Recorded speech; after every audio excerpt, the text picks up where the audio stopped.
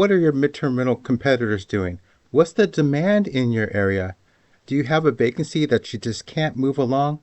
Well, this video is going to help. I have some vacancies that I'm having difficulty filling, in all honesty, and I want to know what adjustments I can make to get these things booked. So I'm doing this analysis for my own rental, and I hope it's going to help you as well. I want to know, is my market saturated or am I in a slow season? And the only way to know that is to look at the data. So this is how I'm going to do it. Starting on January 26th, what I did is I started taking screenshots of Airbnb. I would search for downtown Sacramento, and I was looking for the activity for the one bed, one bath that I was trying to fill. I have a couple of them I was trying to fill. These screenshots, I would paste them into a Word document and I clean them up so I could get 9 listings on one page. And then I would do that the next day as well, and the next day after that, so that I could see what was happening and who was getting booked, if they got booked, how come they got booked. That's what I need to know so that I can make some adjustments as well. I took all of that data and I put it into this color-coded table here so that you can see what's going on. We're going to let the blue squares represent the one bed, one bath in downtown Sacramento that I was looking at and comparing myself against. And also the green ones to be the 2 bedrooms. And then this brown square is a short stay. He has a 7-day minimum. So let's track these and see what we can learn from it. So day 1, this is what it looked like. I put the stars where my actual units are. And then day 6, 3 of them got booked. And on day 10, we got 4 of them booked. And from that, I can pull out a lot of information and just put it in this form. We can see that some of them are not booked and some of them are booked.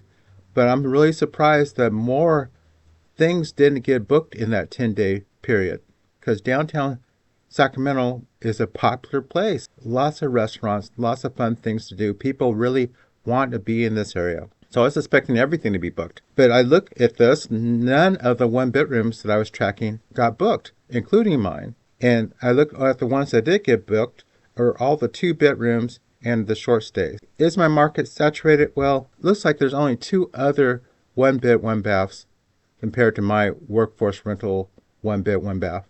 So no, it's not saturated. I can't use that excuse anymore. The data does not prove that out.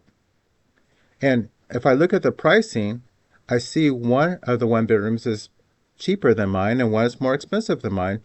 So I don't need to cut my rates. It seems like there's no appetite in these 10 days for a 1 bedroom in that area. Now looking at the 2 bedroom units, one of my 2 bedrooms did get booked, which is great, but it's more expensive than the one that didn't get booked that's even bigger. So I was wondering about that. How come my unit got booked and their unit didn't get booked? They have a 2 bedroom with 2 bathrooms and is right next to a hospital, and it's very nice. So I looked at the reason why the person booked my unit, and as I showed you before in some other videos, as soon as someone books from Airbnb, they get sent a link to a questionnaire, and in there I asked, well, what's bringing you to town? And this person said they booked it because their company is moving them to Sacramento. So this is temp housing until they find another place. It's not related to travel nursing or hospitals. I'm in a great area, and they wanted to be in there versus right next to a hospital. So all these things are leading me to think that we're just in a slow season. And if I want to move something along, my chances are better if I have a larger place than a smaller place right now. So that tracks with the fact that there are fewer traveling nurses moving about and less of a need for 1 bed, 1 baths next to a hospital. So this is the process I recommend for you, that you would take screenshots of your Airbnb search engine results that are similar to the units that you have, especially if you have a vacancy, and track those every day for 10 days, and then go do the deep dive to find out, are there some changes that you can make? Are you in a slow season, or is your market oversaturated? You'll be able to have the information so that you can answer those questions and do something about it and become more profitable. Now, all the step-by-step details to do this is in my coaching and training program.